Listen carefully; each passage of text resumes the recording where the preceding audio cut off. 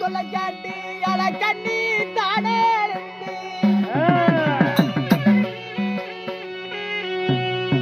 தாதிமார் சொல்ல கேட்டி அல கண்ணி தானே